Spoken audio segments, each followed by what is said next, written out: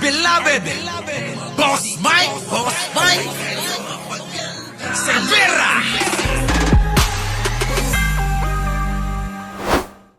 Hindi lang si Sara Duterte ang nagdidelikado ha, meron pa yung mga kaalyado niyang senador. Nako, aarestuhin. No? Mga kababayan, eto na, nanganganib ka ngayon Sara, lagot ka. Pasok! Ebidensya House Prosecutor sa impeachment trial ni Vice President Sara Duterte. Nako. Kay Prosecutor Congressman Terry Redon, Ah. daw ito sa mga private property ni VP Sara. Ah. Mga nadiskubre daw silang ilang pang Nako. ari-ariya ng bise Nako. na hindi dineklara sa kanyang SALN. Nako, yan na mga kababayan ko. Hindi lang ho yung pera sa bangko na bilyon-bilyon, kung hindi itong mga kababayan, mga ari-arian, laka. Delikado si Sara dyan, mga kababayan. Natandaan nyo ba yung isang teacher? Teacher ho yan na nagtatrabaho sa public school. Hindi na ideklara yung kanyang SALN na maayos. Yun yatang kanyang bahay, mga kababayan, o yung kanyang pera sa bangko ay hindi na ideklara ng tama. Abay, mga kababayan tinanggal natandaan nyo yun? Almonley? Sino nakakatanda nun? Yung teacher na hindi tama yung pagkaka-file ng kanyang SALN, sinibak, mga kababayan. Ngayon, eto, sandamakmak na ari-arian ni Sara Duterte na mga hindi nakadeklara sa kanyang SALN ay nadiskubre. Lagot, Sara! Yari ka dyan! Yari ka! Diba? Eto na Hindi naman sadya, hindi din, eto na. Pakinggan natin kung ano yung mga ari-arian na to. Nadiskubre daw silang ilang pang ari-ariya. May mga nadiskubre daw silang ilang pang ari-ariya ng bise Nako, Diyos na ko hindi po. dineklara sa kanyang SALN. Lagaw. Sa Lunes, June 15 ang deadline para sa pagsusumite ng pre-trial brief ng Laka. prosecutors at kampo ni VP Sara Ah. sa Senate Impeachment Court. Nako, ang gagaling pa naman ng mga abogado ngayon. Di ba? Ang gagaling ng mga abogado ngayon ng prosecution, mga kababayan. Sige, tuloy. June 18 naman nakatakda ang pre-trial conference. Nako pero po. sarado ito sa media at publiko. Nako. Mga pag-aari po ito na nakalagay po sa mga listahan po ng mga opisina ng pamahalaan. These are personal properties. These are not real properties. No? Personal properties, mga kababayan. Personal, grabe, no, mga kababayan, si Sara Duterte, no? Properties. These are not real properties. No? But ito po ay papasok pa rin doon sa milyon-milyong pisong halaga. We're Nako. an evaluation expert for it. Pero nasa milyon-milyong piso pa rin po yung pinag-usapan natin dito. Nako, grabe, no? Paano ngayon yan? Milyon-milyon daw, mga kababayan, nagkakahalaga ng milyon-milyon na mga ari-arian ni Sara Duterte ang hindi dineklara sa kanyang SALN. Hala ka, Sara. Delikado. Yari na, mga kababayan niya. Sabi ko nga sa inyo, yung teacher Di ba? Hindi lang yan nadeklara yung ng maayos yung SALN. Si Bak Si Sara pa kaya? Di ba? Di ba, Jocelyn? Grabe, mga kababayan. At hindi lang ho siya, hindi lang ho si Sara Duterte ang nanganganib, maging yung mga kaalyado niya na mga senador ay mukhang madadali. Bakit? Pakinggan natin, mga kababayan. Ipapa-aresto daw ayon kay Risa Hontiveros, mga kababayan, na idol ni Jen Angeles.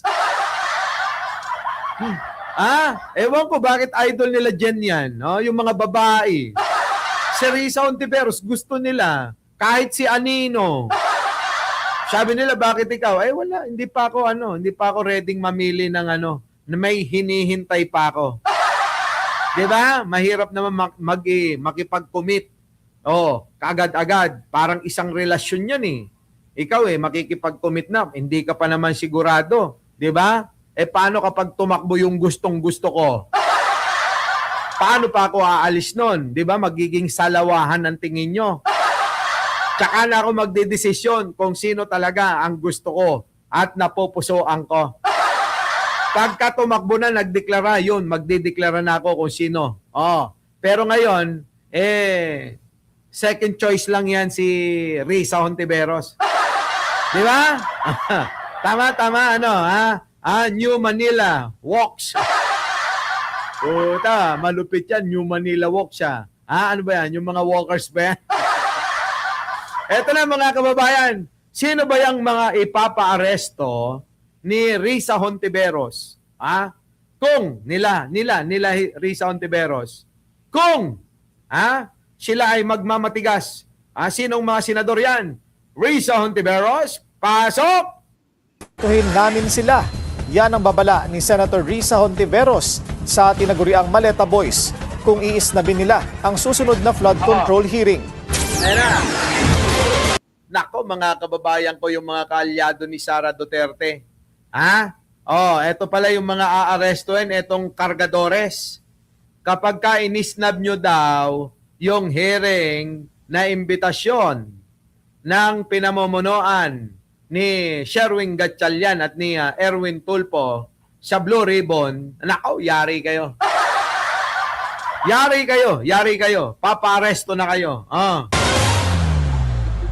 Dumalo ang Maleta Boys sa flood control probe ng grupo ni Senators Alan Peter Cayetano at Rodante Marcoleta noong isang linggo. Pero no-show sila sa hearing ng Blue Ribbon Committee ni Senador Erwin Tulfo nitong Lunes. Sa memo ng Billionaire News Channel, iginiit ni Senator Risa Hontiveros na hindi pa sila tapos sa Maleta Boys.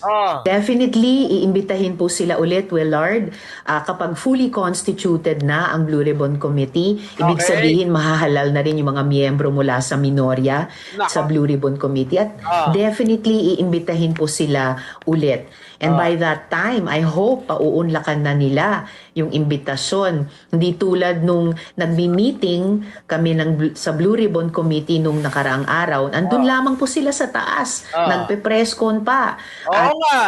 Nandun lang sa taas, nagpe-presscon. Sinungaling sabi nila, di ba? Kasama si Robin Padilla. Hindi! Dadalo kami ng Blue Ribbon hearing. Sinungaling, ginawa pang dahilan para makapasok lang at para makapaggulo lang sa opisina ni Robin Padilla bobo. Alam nyo mga kababayan, ito lang yan. Ulitin natin yung sinabi natin. Kung talagang etong grupo ng 18 kargador, mga kababayan ay walang tinatago, kaya nilang panindigan yung sinasabi nila, na kahit anong paikot-ikot ng mga senador, iisa lang yung sasabihin nila. Mga kababayan, ano kinakatakot nila? Diyan nga maganda para maging balanse, di ba? Hindi yung ang iimbestiga, ang magtatanong sa iyo, yun din yung sumasagot sa mga tanong nila. Hindi dito magkakaalamanan, mga kababayan, kung sino na ang nagsasabi ng totoo at hindi. Bakit? Kasi galing na sa ibang panig yung magtatanong. Kumbaga sa parang ito labanan na ng pagpapatunay ng katotohanan di ba? Mga 18 kargador. Huwag na kayong matakot.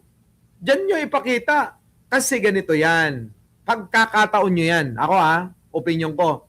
Pagkakataon nyo yan, mga 18 kargador, na pabilibin ang taong bayan. Kahit ako bibilib di ba? Kahit ako mga kababayan, kung ang mga magtatanong ay ang grupo nila Gatchalian, at ang pamumunuan ni Erwin Tulfo, pagka nasagot nila yung mga tanong, bibilib ako sa kanila. Baka maniwala ako sa kanila. Di ba? Baka ganun din kayo. Baka magbago ang ating pananaw kapag yung mga sagot nila sa mga senador na grupo ni Win Gatchalian nasasagot ng tama. Di ba? Ganon. Ilang beses silang inimbita ni Chairman Erwin na bumaba at lumahok sa aming meeting, di nila pinaunlakan. Well, paano papaunlakan? Si Raulo, mga sinungaling yan Tingnan nyo mga kababayan dito Ito yan, bago yan makapasok sa Senado, ganito ang eksena. tignan nyo mga kababayan yung bobong senador na binoto nyo. Yung nagngangalang Robin Padilla, bobo mga kababayan ko. Tignan nyo kung gaano ka sinungaling tong putang inan to. Sinungaling mga kababayan tong putang inan to. Eto, pakinggan nyo. Huwag mo itulak yung bisita natin, pare. Alagang-alaga ni Robin, baby. Kapatid, huwag kayong ganyan. Na-approve na yung sa akin. Naman po sila pupunta sa Blue Ribbon. Pupunta po sila. Pupunta lang po sa opisina ko, sir. Kita nyo? Sabi ni Robin, pupunta po sila sa Blue Ribbon. Sabi nung baka hindi po sila pumunta ng Blue Ribbon. Sabi ni Robin Padilla, pupunta po sila. Dadaan lang po sila sa opisina ko, sir. Sinungaling, di ba? Pumunta ba sa Blue Ribbon Committee? Hindi. Nanatili sa opisina netong bobo na senador na si Robin Padilla. At doon sila nagla-live. Di ba? Mga siraulo. Ayan tingnan nyo. Pakinggan nyo Huwag kayong ganyan. Na-approve na yung sa akin. Naman po sila pupunta sa Blue Ribbon. Pupunta Di naman po sila pupunta sa Blue Ribbon. Sabing ganon, Pupunta sa Blue Ribbon. Pupunta po sila. Pupunta lang po sa opisina ko, sir. May ika-clarify lang kasi ako. Aba, sir, parang may tinitignan ka, tinititigan, sir. Hindi po. Aba, sir. Kayo si... Puro yabang ng putang ina, bobo naman. Di ba? Puro yabang lang si Robin Padilla, bobo naman. Hindi naman senador ng taong bayan yan Senador ni Duterte. Walang silbi mga kababayan Palikan natin. Ito sinasabi ni Ate Risa. Pasok. Parang araw, andun lamang po sila sa taas. Nagpe-presscon pa. At Hindi pumunta sa madaling salita. Hindi pumunta, hindi bumaba, hindi nakipagtalastasan sa mga senador, naghihiring. Di sana nagkaroon na ng magandang tanungan at nakampante na sila, di ba? Sayang ang pinapasahod daw na 300, sabi ni Joshua Estrada. ilang beses silang inimbita ni Chairman Erwin na bumaba at lumahok sa aming meeting, di nila pinaunlakan. Well, pag komite na kaming fully constituted, inisyuhan sila ng imbitasyon, obligado po silang dumalo. Otherwise, mapipilitan pa ba kaming isabina sila tapos mag show cause order pa para paarestuhin pa sila? Sana hindi na. Sana hindi na daw. Dumalo na kayo. Dali na, para maganda yung kwentuhan.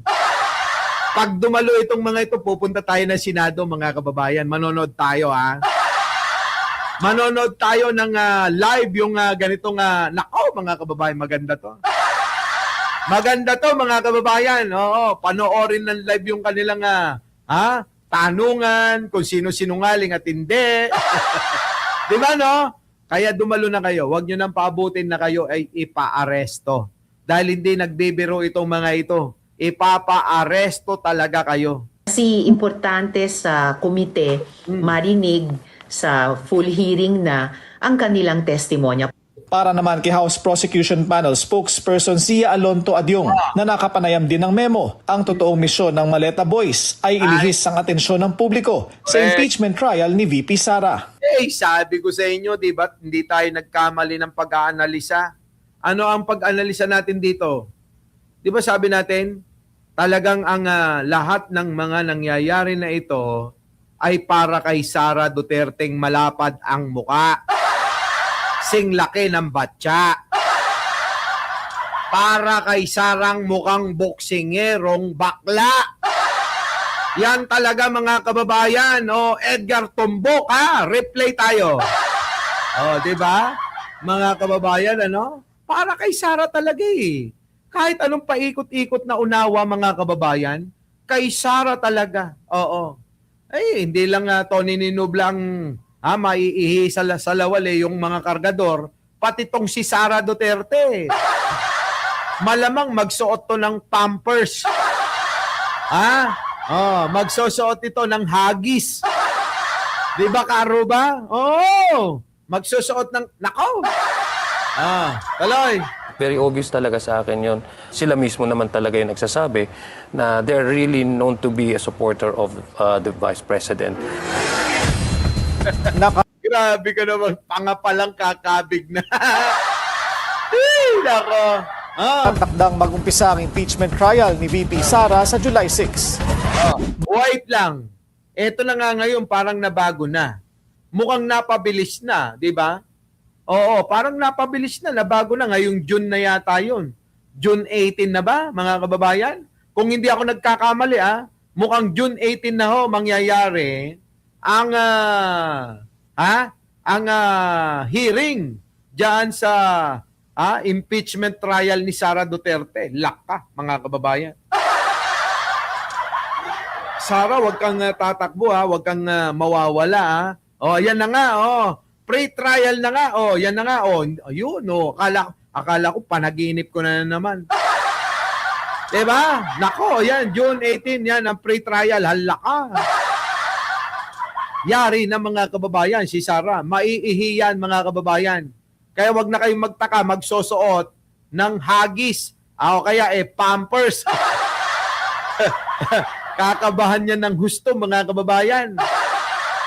Samantala, good news naman tayo, mga kababayan, Good news naman tayo. Nako, na tuloy-tuloy na ho, mga kababayan, ang pagkokompone. Ang bilis ng aksyon ng ating gobyerno para maibalik lahat ng mga supply ng kuryente sa mga apektadong lugar ng malakas na lindol.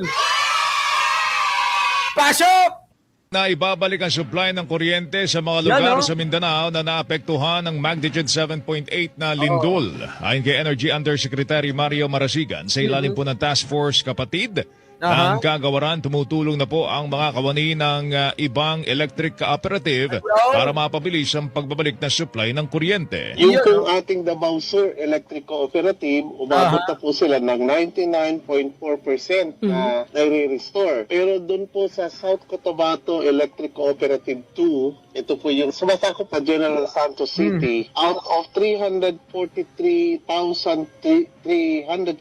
customers, 308,512 customers pa lang po nare-restore at a level po ng 89.9%. Ang target po nila na makompleto ito ay sa Sabado pa po, sa June 13. Tinig po ni Energy Undersecretary Mario Marasigan, sinabi rin Kita nyo mga kababayan, ibang klase talaga, magmando ang Pangulo,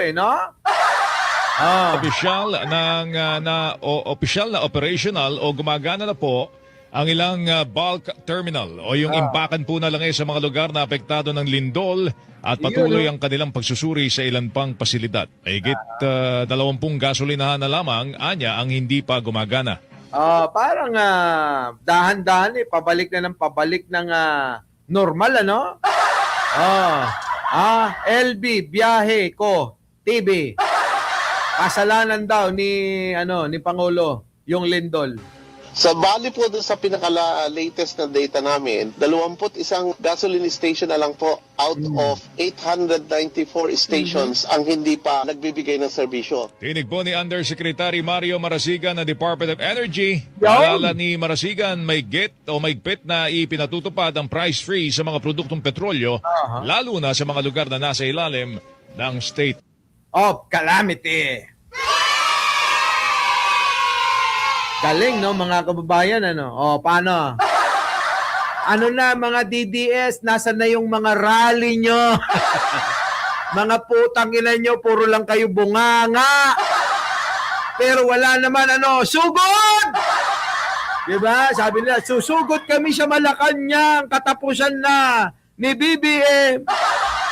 Tangina nyo, wala nga kaming nakita kahit anino nyo. So, paano?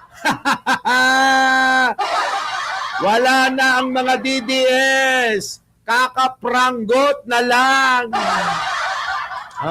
Nasaan na yung 10,000 nyo? Hoy, Kalbong Seles! Asan na yung 10,000? Pinagmamalaki ni si Kalbong Seles Sabi niya, 10,000. Kaya na nating pataube ng Malacanang, eka.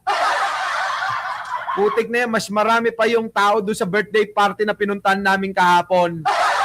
So muli mga kababayan, maraming salamat sa inyong pagsama ngayong umaga. Kita-kita po tayo mamaya, kakain lang. Kain muna tayo para may energy tayo mga kababayan. Ano? Muli, ako po ang inyong lingkod. Wala nang iba. Mike Cervera po, maraming salamat sa inyong pagsama, sa inyong pakikinig, sa inyong pagsuporta. Mga kababayan, maraming salamat po. Our beloved Boss Mike Cervera.